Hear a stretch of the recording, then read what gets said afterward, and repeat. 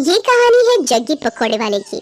जग्गी की पत्नी सीमा और जग्गी दोनों मिलकर पकौड़े बेचा करते हैं। जग्गी के पकौड़े लोगों के बीच काफी प्रसिद्ध हैं। जो एक बार उसकी दुकान में आता है वो बार बार आना चाहता है। पकौड़े खा लो, पकौड़े, गर्मा गर्म पकौड़े, प्याज के पकौड़े, आलू के पकौड़े, मिर्ची के पकौड़े। एक बार खाओगे बार बार आओगे। राजू और उसके दोस्त दिनकर को आज पकौड़े खाने का मन हुआ तो वे नुक्कड़ के पकौड़ों की सबसे फेमस दुकान यानी जग्गी पकौड़े वाले की दुकान की ओर बढ़ चले। आज सही समय पर निकले हम दोनों, नहीं तो जब तक जग्गी की दुकान पर पहुंचते थे उसकी दुकान के सारे पकौड़े खत्म हो जाते थे। आज तो जमकर पकौड़े खाऊंगा। जग्गी के मिर्च वाले पकौड़े तो इतने स्वादिष्ट होते हैं भाई कि क्या बताऊं यार। एक बार मेरी बीवी मुझसे नाराज चल रही थी, उस रोज मैं उसके लिए जग्गी के पकौड़े ले आया। अरे राजू भाई क्या बताऊं, एक वो दिन है और आज का दिन है।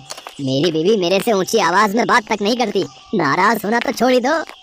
राजू और दिनकर बातें करते हुए जग्गी की दुकान के बिल्कुल नजदीक पहुंच गए थे। तभी उन्हें दूर से जग्गी की दुकान पर भारी भीड़ दिखाई दी। अरे दिनकर भाई, कहीं आज भी हम लोग लेट तो नहीं हो गए? देख रहे हो जग्गी की दुकान के बाहर लोगों की भीड़। दिनकर दुकान की ओर देखता है लेकिन एक बात उसे अजीब सी लगती है। उसने देखा कि दुकान के बाहर जितने लोग थे लगभग सभी के हाथ में डंडे थे, कुछ ने पत्थर भी उठा रखे थे। अरे राजू भाई, भीड़ तो दिख रही है लेकिन भीड़ में लोगों ने डंडे और पत्थर क्यों उठा रखे हैं? कहीं कोई गड़बड़ है क्या? उन्हें कुछ समझ आता उससे पहले लोगों के जोर जोर से चिल्लाने की आवाज आने लगी और सभी गुस्से में कह रहे थे, मारो मारो मारो, इसे छोड़ना नहीं है, मार इसका, मार मार। उसके बाद दिनकर और राजू ने देखा कि वहाँ खड़ी भीड़ जग्गी को दुकान से खींचकर बाहर निकाल रही है। बाहर निकल, बाहर निकल, निकल। आज हम तुम्हें तुम्हारी हरकतों की वो सजा देंगे कि तू जिंदगी भर याद रखेगा। ये कहकर भीड़ में खड़े एक आदमी ने डंडे का जोर का प्रहार जग्गी पर किया। जग्गी दर्द से कराहने लगा। उसके बाद तो कई लोग डंडे से उसे मारने लगे। उसके सिर से खून निकलने लगा। वो लोगों के आगे हाथ जोड़कर माफी मांगने लगा। छोड़ दीजिए मुझे। तुम्हें छोड़ दूं? हैं? तुम्हारे जैसे बेशर्म पकौड़े वाले को छोड़ना मतलब तुम्हें गलत काम करने की छूट देना। ये कहकर भीड़ में से ही एक आदमी ने अपने हाथ में लिया पत्थर उठाया और उसकी ओर तान दिया। ये देखकर जग्गी दुकान से निकलकर तेजी से भागने लगा। ये लोग तो मेरी जान ही ले लेंगे, मुझे किसी भी तरह यहाँ से निकलना होगा। जग्गी आगे आगे भाग रहा था और गुस्साई भीड़ उसके पीछे। राजू और दिनकर को अभी भी समझ नहीं आ रहा था कि आखिर ऐसा क्या हो गया कि लोग जग्गी के पीछे पड़े हैं। लोग उसे बेशर्म पकौड़े वाला क्यों कह रहे हैं? लोगों के इस तरह जग्गी पर भड़कने का कारण समझने के लिए कुछ समय पीछे जाना पड़ेगा। 410, 430, 490, 500, आज की कमाई 500। अगर इसी तरह कमाई होती रही तो तेरे लिए चांदी की पायल बनवा दूंगा। अजी मुझे पायल वायल नहीं चाहिए। क्यों, क्या हुआ? हमेशा तो गहने के रट लगाए रहती है। हाँ गहने मुझे चाहिए लेकिन ईमानदारी के पैसे से। अरे तो मैं कौन सा स्मगलिंग कर रहा हूँ, ईमानदारी से ही तो पैसे कमा रहा हूँ। देखिए जी, ये आपको भी पता है आप कैसे पैसे कमा रहे हैं। पकौड़ों को बनाने के लिए आप क्या करते हैं? अगर किसी को पता लग गया ना तो फिर बवाल हो जाएगा, कोई आपको छोड़ेगा नहीं। अरे तू चुपचाप रह, फालतू की बड़बड़ मत कर। मुझे जैसे बेचना है पकौड़े मैं वैसे ही बेचूंगा। जग्गी बहुत ही बेशर्म इंसान था। वो पकौड़े तो बेचता था लेकिन बहुत ही गंदे तरीके से। वो पकौड़े के गोलों को पहले अपने गंदे बगल के तले दबाता और फिर पकौड़ियाँ तलता। उसे ये सब करने में बहुत मजा आता था।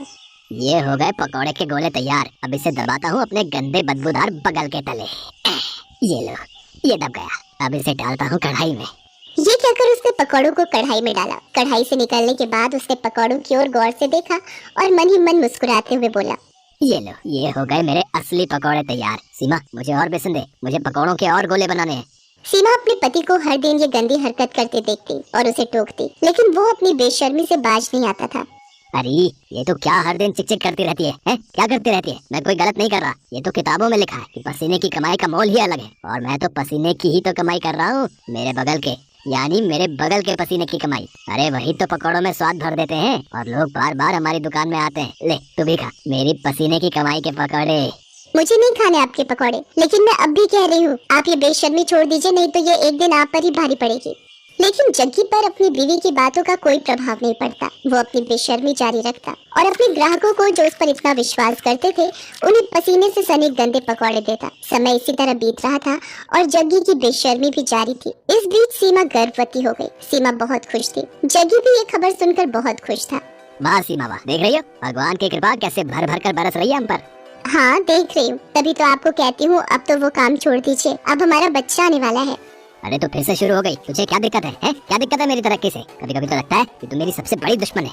एक बार फिर से जग्गी ने अपनी पत्नी सीमा को चुप करा दिया और अपनी बेशर्मी में लगा रहा। लेकिन वो कहते हैं ना कि गलत काम कितनी भी चतुराई से आप करें, एक न एक दिन आपका भेद खुल जाता है और फिर उसके बाद आपको उन सारे पुराने गुनाहों का भी हिसाब देना होता है जो आपने किया होता है। एक दिन की बात है, जग्गी पकौड़े बनाने के लिए पकौड़ों के गोलों को अपने बगल के नीचे दबा रहा था और धीरे धीरे कढ़ाई में डाल रहा था। तभी दूर खड़े एक आदमी की नजर उसकी इस हरकत पर गई। अरे ये पकौड़ी वाला जग्गी क्या कर रहा है भाई? है? अरे छी छी छी छी छी, मुझे तो उल्टी आ रही है इसकी इस हरकत को देखकर। उसने चुपके से जग्गी का वीडियो बना लिया और फिर उसकी दुकान पर गया। ओए जग्गी, तू तो बड़ा बेशर्म है? तुम्हारे ग्राहक तुम पर इतना भरोसा करते हैं और तू उन्हें गंदे पकौड़े खिलाता है? गंदे पकौड़े? ये आप क्या कह रहे हैं भाई? ज्यादा भोले मत बन और सच सच बता, तू पकौड़ों को तलने से पहले उसे अपने बगल के नीचे दबाता है ना? छी छी छी छी, ये आप क्या कह रहे हैं साहब? भला ऐसा कौन करता है? मैं तो पूरी सफाई से अपना काम करता हूँ। क्यों सीमा, बताना साहब को। सीमा ने जग्गी की बात का कोई जवाब नहीं दिया, बस अपना सिर नीचे झुका लिया। वो ग्राहक समझ गया कि जग्गी इस तरह उसकी बातों को नहीं मानेगा। उसने जो वीडियो बनाया था वो वीडियो उसने लोगों को भेजना शुरू कर दिया। जिसने भी उस वीडियो को देखा उसे उबकाई आने लगी। छी छी छी, बाप रे, मैंने भी तो इसके यहाँ के पकोड़े खाए थे। वो ऐसे पकोड़े बनाता है? इस तरह से तो उन लोगों की सेहत से खिलवाड़ कर रहा है। वो वीडियो 1 से 10, 10 से 100 और 100 से फिर लाखों लोगों तक पहुंचकर वायरल हो गया। उस वीडियो को देखकर सभी को बहुत गुस्सा आया और गुस्से में वे सभी जग्गी की दुकान पर डंडे और ईंट पत्थर लेकर पहुंच गए। आज छोड़ना नहीं इसको, इसकी सारी बेशर्मी आज हम निकाल देंगे, मार देंगे इसे। आखिरकार लोगों ने उसे पकड़ लिया। एक बार फिर से सभी उसकी पिटाई करने लगे। तभी उसकी पत्नी सीमा भागती हुई वहाँ आई और लोगों के आगे हाथ जोड़ते हुए उसने कहा, मैं जानती हूँ कि इनकी गलती माफ करने के लायक नहीं है। इन्होंने आप लोगों के विश्वास का खून किया है, आप लोगों की सेहत के साथ खिलवाड़ किया है। लेकिन आप लोग इन्हें मार देंगे तो मेरा बच्चा जो अभी मेरी कोख में है, उसके सिर से पिता का साया उठ जाएगा। भगवान के लिए मेरे कोख के बच्चे पर रहम कीजिए और इन्हें छोड़ दीजिए। एक गर्भवती औरत की गिड़गिड़ाहट को सुनकर लोगों का दिल पसीज गया और उन्होंने इस वादे के साथ जग्गी की जान बख्शी कि अबे कान खोल के सुन लो, हम तुम्हें छोड़ तो रहे, लेकिन अब कभी इस तरह और इस जगह पकौड़े ये नहीं बेचेगा। इसे ये जगह छोड़नी होगी।